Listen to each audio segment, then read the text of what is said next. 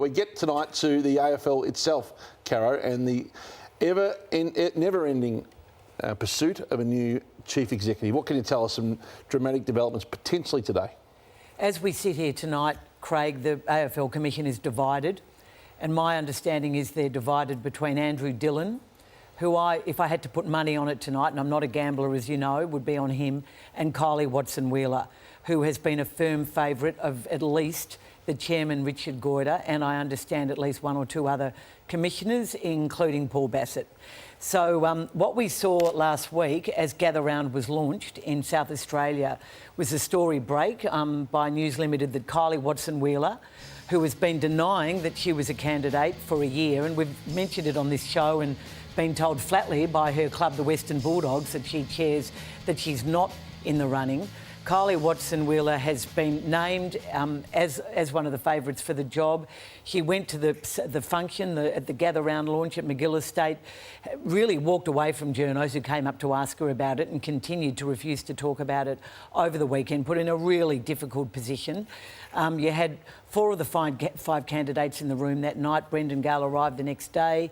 One of the worst processes I've ever seen in a CEO search in the AFL. I've never seen an AFL chairman so underwhelmingly really received by the rest of the clubs. The clubs are very, very disappointed in Richard Goyder and not happy with the process.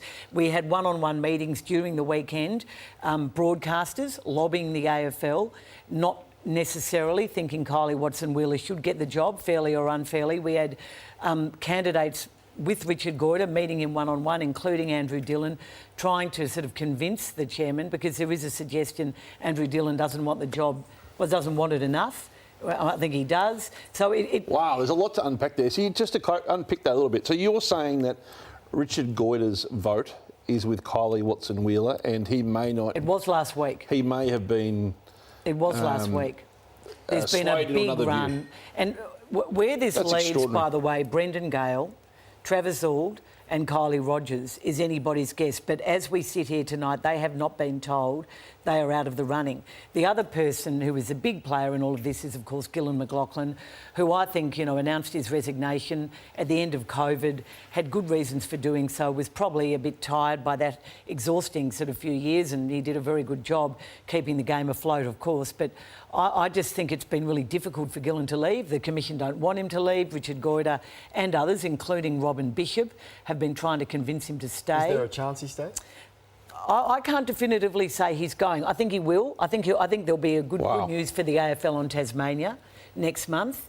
And there's so much unfinished business to do. I mean, we had one president a year ago, Andrew Pridham, saying you can't rule from the grave. Well, that's exactly what's going on now. I mean, yesterday, Gillon McLachlan did another 3-year deal with the South Australia government for Gather Round, a deal that you would think he won't be there to see out, which is fine. It's a good deal, but...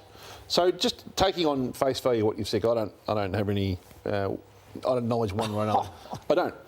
Craig. Are you saying that if Richard Goyder doesn't get his candidate, that he's changed his mind and would be prepared? And how would Kylie Watson-Wheeler's view be if the chair of the Commission had anointed her? And the view of the clubs is that Kylie Watson-Wheeler did not want this to come out, that she was in the running.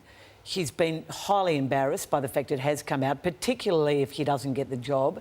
I think she's also the CEO of Disney in Australia. I'm not sure how long Disney has known about the fact she was in for the job. That's absolutely fine. Her prerogative to go for it. But I think she had hoped to keep it quiet. I think the AFL have embarrassed her. But, I mean, good get by the Herald Sun in getting the story, but it's embarrassed her by this getting out.